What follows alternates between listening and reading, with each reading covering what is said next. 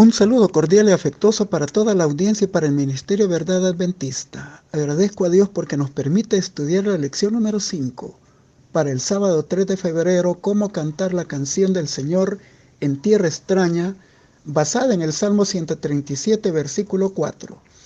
El Salmo 137 es uno de los de reflexión dentro del Salterio y se ubica dentro de los cantos de las desolaciones de Jerusalén. Cuando los judíos lo entonaban, recordaban el sufrimiento, la maldad y la esclavitud del cautiverio en tierra extraña, lejos de Jerusalén y del santuario, desolados por Babilonia, cuando a causa de la infidelidad al pacto a Dios, estaban ya fuera del alcance de las bendiciones, misericordia y protección divina. En nuestra realidad de estudiantes de la Biblia, a la luz de la teología del gran conflicto entre el bien y el mal, comprendemos cuál es la raíz del sufrimiento que golpea nuestro mundo caído y que en esta condición actual, este no es el paraíso prometido por Dios a los fieles, ni la patria donde está nuestra ciudadanía. En alguna medida vivimos como los salmistas en una tierra extraña, anhelando como ellos la patria celestial y la tierra nueva, pero también como ellos aprendiendo a vivir en el mundo como embajadores de Jesús, guiados por los principios del Evangelio y del reino de los cielos, aún en medio de los continuos ataques del enemigo y mientras aguardamos el reino de gloria en su segunda venida. Estamos pidiéndole a Dios la sabiduría, la fe y la perseverancia para alcanzar esa victoria final en este proceso probatorio que es permitido por Dios para nuestro eterno bienestar. En el estudio de hoy consideramos 5 preguntas en relación en el gran conflicto y el libro de los Salmos. Número 1. ¿Por qué Dios permite que existan el pecado y el sufrimiento? 2. ¿Por qué permite Dios que sufran los inocentes? 3. ¿Por qué Dios no pone fin a nuestro sufrimiento actual? 4. ¿Han fallado las promesas de Dios en las Sagradas Escrituras? Y 5. ¿Por qué prosperan los impíos? Finalizando con las aplicaciones pertinentes, comenzamos con ¿por qué Dios permite que existan el pecado y el sufrimiento? El Salmo 79 del 5 al 13 dice: ¿Hasta cuándo, Jehová, derramarás tu ira sobre las naciones que no te conocen, sobre los reinos que no invocan tu nombre? Porque han consumido a Jacob y su morada han asolado. No recuerdes contra nosotros nuestras iniquidades antepasadas. Vengan pronto tu misericordia a encontrarnos. Ayúdanos, oh Dios de nuestra salvación, por la gloria de tu nombre, y líbranos, y perdona nuestros pecados por amor de tu nombre. ¿Por qué dirán la gente dónde está su Dios? Sea notoria delante de nuestros ojos la venganza de la sangre de tus siervos que ha sido derramada. Conforme a la grandeza de tu brazo, presérvalas a los sentenciados a muerte y devuelve 7 tantos de su infamia a quienes te han deshonrado, oh Jehová. Y nosotros, pueblo tuyo, te alabaremos para siempre de generación en generación y cantaremos tus alabanzas. El salmista capta la gravedad del conflicto entre Dios y los poderes del mal. Babilonia había atacado a Israel, a su Dios, desoló Jerusalén, destruyó su santuario. Este fue un atentado contra el sistema de adoración establecido que honraba al Dios verdadero. Y los paganos lo interpretaron como que sus dioses eran superiores al Dios verdadero. Durante 70 años de cautividad en Babilonia, los judíos lloraron la aparente ausencia y silencio divino. Era un proceso disciplinario permitido para que se volvieran a Él de todo su corazón. Las consecuencias por su pecado e infidelidad a su pacto los alcanzaron, eran responsables de su condición y sufrimientos. En la tierra extraña, los babilonios los confrontaron y les pedían que cantaran sus cantos de victoria y de liberación del pasado. Pero ¿cómo podrían hacerlo si eran cautivos y en su condición no honraban al Dios de Israel? Eran conscientes de que su supervivencia dependía únicamente de la intervención misericordiosa de Dios y de la restauración de su vínculo pactual por la expiación de sus pecados. Levítico 16, 16 y 30. Solo podían ampararse en la fidelidad de Dios y a su pacto, y sabían que al final del plazo determinado actuaría Dios en su honor, en honor de su bendito nombre, los vindicaría de las afrentas y blasfemias de sus enemigos. Y ya que en este caso, si no actuara así, al quedar impunes los actos de los malvados en las naciones, sería interpretado nuevamente como que Jehová había perdido su poder. Salmo 74 del 21 al 23 y 106, 47. El impacto del pasado se vuelve a repetir en nuestra época. Cuando nuestro testimonio de infidelidad y nuestros pecados desprestigian el Evangelio y traen también escarnio al nombre bendito de Dios. El poder de la influencia trae consecuencias irreversibles y el apóstol Pablo presenta cómo somos vistos por el mundo, como cartas abiertas, leídas y conocidas de todos. Segunda de Corintios 3:2. La gente, a pesar de nunca haber leído la Biblia, nos ve y sabe que el cristiano no debería de seguir el curso de acción del mundo. Y por nuestro mal testimonio el nombre de Dios y la credibilidad de su obra es puesta en tela de juicio. Muchos no perciben entre nosotros la gravedad de este problema y pareciera que en esta guerra espiritual apoyan el bando enemigo, en lugar de hacerle frente a Satanás y a sus huestes, levantando ante el mundo los principios del eterno reino de los cielos. No debemos olvidar que aunque Satanás es el originador del pecado, 1 de Juan 3:8, somos responsables de nuestro libre albedrío y las decisiones y acciones que tomamos en favor o en contra del plan divino para nuestras vidas. Continuamos con ¿por qué permite Dios que sufran los inocentes? Vivimos en un mundo caído donde Satanás exhibe con satisfacción su obra de hurtar, matar y destruir, y lo hace utilizando el azote de la enfermedad y de la muerte. Esto fue percibido en el Salmo 41, 88 y 102.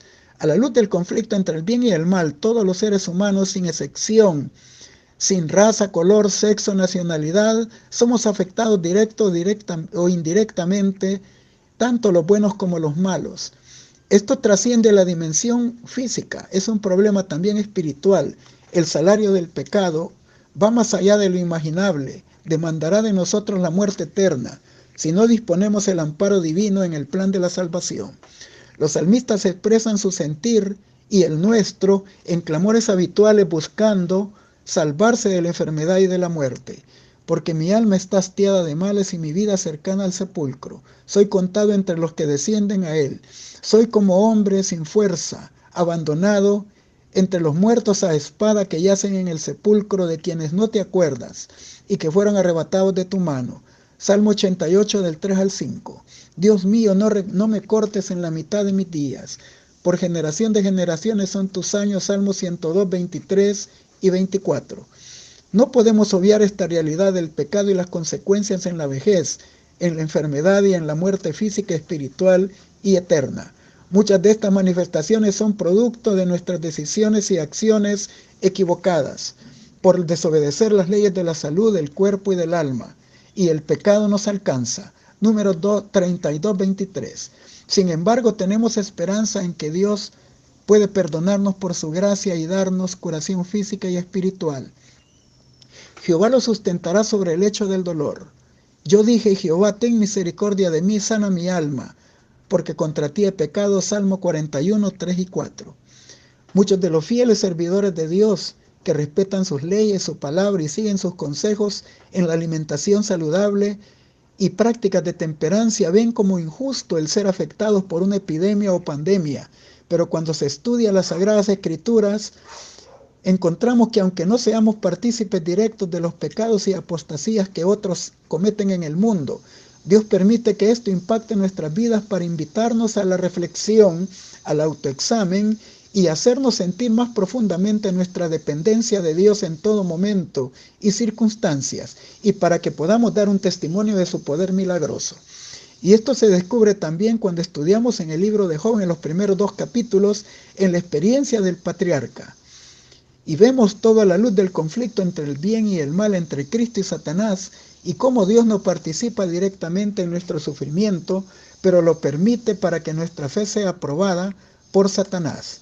Así que bajo la visión de este conflicto, el salmista se lamenta con una expresión de fe y de confianza, con un reconocimiento que Dios en su sabiduría y soberanía está permitiendo su condición, pero también tiene el poder de restaurarlo plenamente. Salmo 88 del 10 al 12. Y en la duración de la enfermedad, Dios revela muchos defectos arraigados en nuestra vida que necesitan extirparse en el proceso de refinamiento y purificación de nuestro carácter. Y por medio de la oración y súplica constantes podemos mantener la comunión con Dios y alcanzar la plena restauración física y espiritual. Y si por alguna razón que no alcanzamos a comprender en este mundo no lo logramos, La solución deseada y anhelada la alcanzaremos plenamente en el nuevo cielo y en la nueva tierra, y allá el Señor nos explicará sus propósitos al permitir nuestros conflictos. En relación con lo anterior, no debemos de creer que somos los únicos seres que pasan pruebas o dificultades.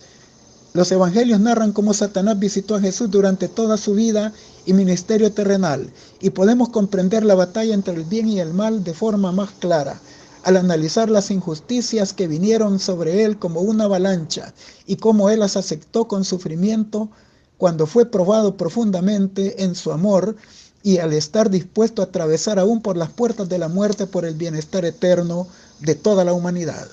La cruz es la que da sentido y significado a todas las situaciones dolorosas de la vida dentro de este conflicto entre el bien y el mal, y nos muestran que nos podemos identificar con Jesús también en sus sufrimientos, así como tendremos un privilegio eterno de identificarnos con Él en todas las cosas que Él logró y aseguró para nosotros en la gloria final de este conflicto.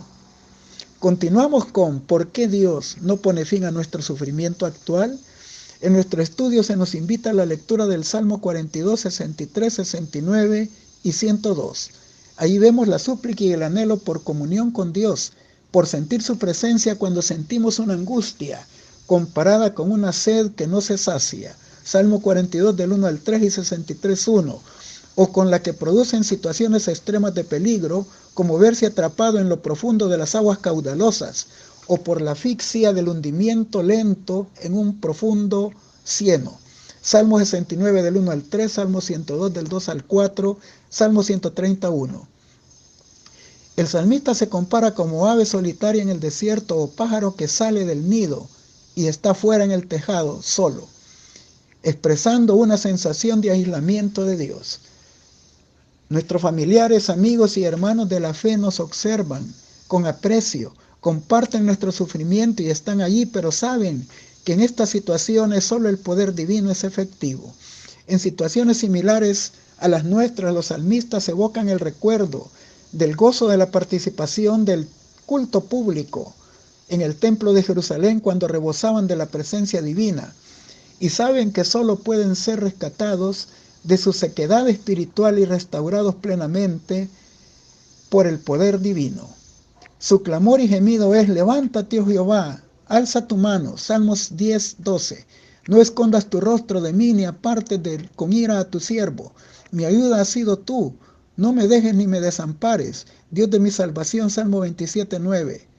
¿Cuándo vendré y me presentaré delante de Dios? Salmo 42, 2. Es fundamental para el salmista ver a Dios y a la vez ser visto por Él, no como los impíos que se alejan de Dios. Por el contrario, el cristiano pide audiencia en la cámara del Dios eterno y en su trono de gracia, y decide no callar con silencio, porque aparentemente Dios esté ausente, porque ellos saben que Dios se encuentra allí, aunque parezca lo contrario. El salmista ha visto la mano divina obrando en su pasado, en su favor, y eso le ayuda a insistir en su clamor por la manifestación divina en el presente. Sabe que no ha cambiado su carácter misericordioso y que puede sacarlo de su crisis. El malo interpreta el clamor por la ausencia de Dios del salmista como la pérdida del favor divino y se burla, zahiriendo: ¿dónde está tu Dios? ¿Qué ha pasado con tu Dios? ¿No decías que no había un Dios como Él? En consecuencia, en momentos cuando no sentimos la presencia divina, no debemos de olvidar que Jesús también fue probado en la soledad del desierto, y Satanás estuvo para tentarlo. Hizo hincapié en su aparente abandono de Dios, diciéndole: mira cómo te encuentras decrépito, desfigurado y débil por el hambre. Si eres hijo de Dios, manda que estas piedras se conviertan en pan. Y más adelante lo lleva al pináculo del templo y le dice: tú que dices que tu Dios está contigo en todo momento y en toda situación, si eres hijo de Dios, échate abajo. Mateo 4, 3 y 6. Y años más tarde, al verlo crucificado, también llegó donde él y le dijo: si eres hijo de Dios, bájate de la cruz. De la misma forma, Mateo 27, 40. De la misma forma, Él desea que nosotros desistamos de buscar el rostro divino, que abandonemos la fe nos quiere hacer sentir que no vale la pena servir a Dios y nos dice también, ¿dónde está tu Dios? Sin embargo, es gratificante tener un Dios vivo y real que nos oye y simpatiza con nuestras necesidades. Y no debemos de darle lugar a la duda ni al desaliento, porque además de ser una negación de toda una experiencia de fe anterior, sería aceptar el certificado de defunción en esta vida y en la eternidad. Las palabras del salmista dice, fueron mis lágrimas mi pan de día y noche, mientras me dicen todos los días, ¿dónde está tu Dios? Salmo 42:3. Esto no indica que Dios lo había abandonado o cambiado su carácter ante sus debilidades o fracasos espirituales. Las ocasiones del silencio divino y de su aparente ausencia nos invitan a la reflexión, a un autoexamen y, como dice Lamentaciones 3:40, para que escudriñemos nuestros caminos y busquemos y volvamos a Jehová. En el Evangelio de Marcos 2:19 y 20, Jesús dijo estas palabras: ¿acaso pueden los que están de bodas ayunar mientras está con ellos el esposo? Entre tanto que está el esposo con ellos no ayunan, pero vendrán días cuando el esposo les será quitado y entonces ayunarán. Jesús contrastó el gozo de sentir la presencia divina con la tristeza de sentir su aparente abandono. Esto ocurrió también a los discípulos. Mientras Jesús estaba con ellos, estaban de boda, pero cuando partió al cielo vino la tristeza. Pero Jesús dijo que su prueba no duraría mucho tiempo. Su presencia se restauraría a través del Espíritu Santo y su tristeza se convertiría en gozo. Busquemos a Dios y peleemos las batallas de la fe como hizo Jacob, con arrepentimiento y confesión del pecado, con humildad, porque el Señor no desecha para siempre. Lamentaciones 3:31. Mientras esté Jesús ministrando e intercediendo en el santuario y tengamos el privilegio de la vida, acerquémonos con confianza a Dios.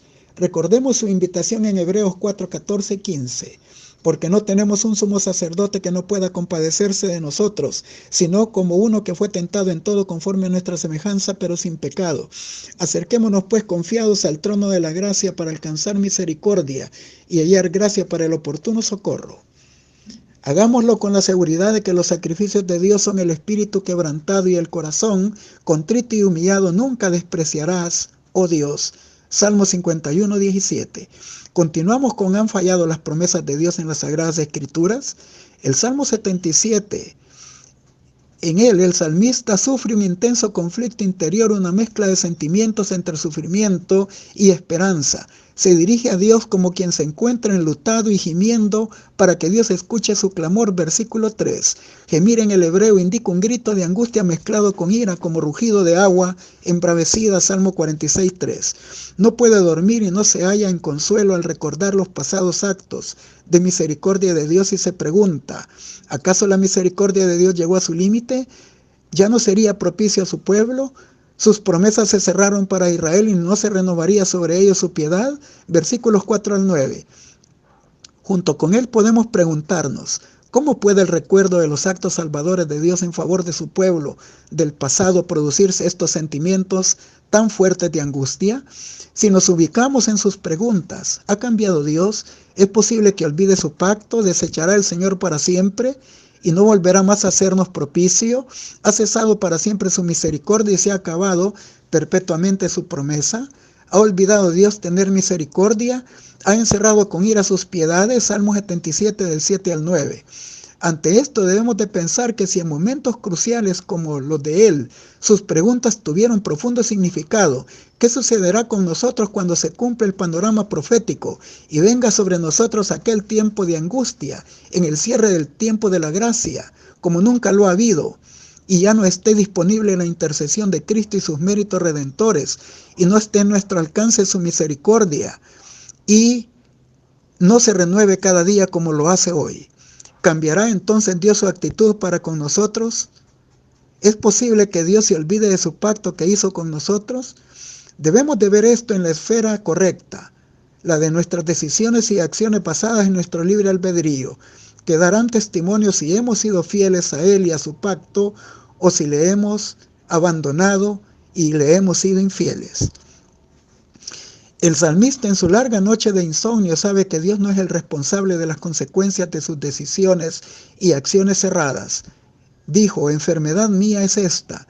Traeré a memoria los años de la diestra del Altísimo, me acordaré de sus obras, haré memoria de sus maravillas antiguas, meditaré en todas ellas y hablaré de ellas. Oh Dios santo es tu camino. ¿Qué Dios es grande como nuestro Dios? Eres el que hace maravillas. El mar fue tu camino y tus sendas en las muchas aguas, y tus pisadas no fueron conocidas, y condujiste a tu pueblo como ovejas por mano de Moisés y Aarón. Salmo 77 del 10 al 20. En medio de este párrafo, en el verso 13, dice, el Señor obra desde su santuario. El santuario es su camino. Sus caminos y procedimientos, por misteriosos que nos parezcan, siempre son santos, justos y correctos. Génesis 18:25, Job 8:3. ¿Quién es el Dios tan grande como el nuestro? Dios es bueno y grande, justo en sí mismo y capaz de hacer justicia.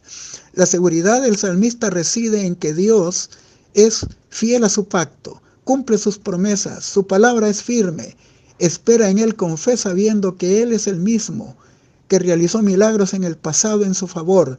Salmo 77 del 11 al 18. Sabe que Dios obra misteriosamente cuando no se ven sus huellas en el mar. Salmo 77, 19. Cuando su presencia no es obvia a los ojos humanos, pero sus obras maravillosas se tornan en una gran salvación. Continuamos con ¿por qué prosperan los impíos?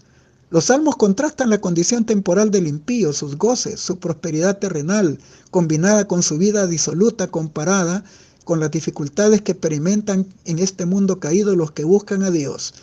Pero el salmista sabe que la recompensa del justo es eterna. La prosperidad del impío es efímera. Se vuelve una constante tentación y tropiezo para muchos que buscan a Dios porque pone a prueba su paciencia, su perseverancia y su fe en Dios. Ellos deben de saber que Dios dará recompensa a cada uno según sean sus obras, porque no reposará la vara de la impiedad sobre la herencia de los justos, no sea que extiendan los justos sus manos a la iniquidad. Haz bien, oh Jehová, a los buenos y a los que son rectos en sus corazones, mas los que se apartan tras sus perversidades, Jehová los llevará con los que hacen iniquidad. Salmo 125 del 3 al 5. Los impíos viven bajo el concepto de que solo existe una vida y que hay que disfrutarla como dé lugar, utilizando métodos maquiavélicos. Su lema es comamos y bebamos porque mañana moriremos. 1 Corintios 15:32. Si el justo es tentado a mirar únicamente en este mundo y sus placeres, vana es entonces su fe, perdería de vista la realidad del pecado y sus consecuencias eternas y sería el ser más miserable de la tierra. 1 Corintios 15 del 13 al 19. Si aparta su vista del camino de la rectitud, optará por recibir la misma recompensa del impío. Perderá los beneficios presentes y las glorias venideras en el eterno reino de gloria de Cristo. El salmista descubrió esta realidad hasta que, entrando en el santuario de Dios, comprendió el final de los impíos. Salmo 73, 17. ¿Qué es lo que aguarda al impío? Serán como tamo que arrebata el viento. Salmo 1:4. Como vasija de barro destruida del alfarero. Salmo 2:9. El Salmo 37 es el que describe con mayor claridad la destrucción escatológica de los impíos, aún sin mencionar su eliminación total por el fuego eterno. En los versos 2, 9, 22, 28, 34 y 38. Martín Lutero dijo de este salmo: aquí está la paciencia de los santos. En este poema sagrado se considera el problema del aparente triunfo de los impíos, dificultad que se resuelve en el pensamiento del salmista cuando reconoce que dicha prosperidad es transitoria. Pues Yahweh a su debido tiempo castigará a los pecadores. Él ve que viene su día de su castigo, y tristemente así será la recompensa de los inicuos. Finalizamos con las aplicaciones pertinentes. El mundo caído es el campo de batalla del mayor conflicto del universo, entre los poderes de la tierra y del cielo, que se haya presenciado jamás. Fue señalado como el escenario en el cual se libraría la mayor lucha entre el bien y el mal, entre el cielo y el infierno. Todos desempeñamos una parte en él y nadie puede permanecer en terreno neutral. Los hombres pueden aceptar o rechazar al Redentor del mundo. Todos son testigos en favor o en contra de Cristo. Cristo llama a los que se alistan a su estandarte para que entren en el conflicto como fieles soldados y heredar la corona de la vida. Han sido adoptados hijos e hijas de Dios. Les ha dado su promesa segura de que habrá un galardón en el reino de los cielos para aquellos que participan de su humillación y de sus sufrimientos por causa de la verdad. Hijos e hijas de Dios 244. ¿Por qué se permitió que la gran controversia continuase a través de los siglos? ¿Por qué no se suprimió la existencia de Satanás al comienzo mismo de su rebelión? Fue para que el universo se convenciese de la justicia de Dios en su trato con el mal, para que el pecado recibiese condenación eterna. En el plan de la salvación hay alturas y profundidades que la eternidad misma no podrá agotar. Maravillas que los ángeles desearan ver. De todos los seres creados son solo los redimidos, los que han conocido por experiencia el conflicto real con el pecado y han trabajado con Cristo, y en eso ni los ángeles pueden hacer. Han participado de sus sufrimientos, y acaso no tendrán algún testimonio que dar de la ciencia de la redención a los seres no caídos. La educación 308, eventos de los últimos días 251. Por las pruebas y persecuciones se revela la gloria del carácter de Dios en sus elegidos. La iglesia de Dios, perseguida y aborrecida del mundo, se educa y se disciplina en la escuela de Cristo. En la tierra sus miembros transitan las sendas estrechas y purifican sus vidas en el horno de la aflicción. Siguen a Cristo a través de conflictos penosos, se niegan a sí mismos, sufren ásperas desilusiones, pero los dolores que experimentan les enseñan su culpa y la desgracia del pecado, al que miran con aborrecimiento. Siendo participantes de los padecimientos de Cristo, están destinados también para compartir su gloria. Discurso Maestro de Jesucristo, página 30. La historia del gran conflicto entre el bien y el mal, desde que se inicia en el cielo hasta la destrucción de la rebelión y la extirpación final y total del pecado, es también una demostración del amor de Dios. Historia de los Patriarcas y Profetas, página 11. Mente, Carácter y Personalidad, tomo 1, página 249. Les deseo un feliz sábado en la infinita y gloriosa presencia de nuestro Dios.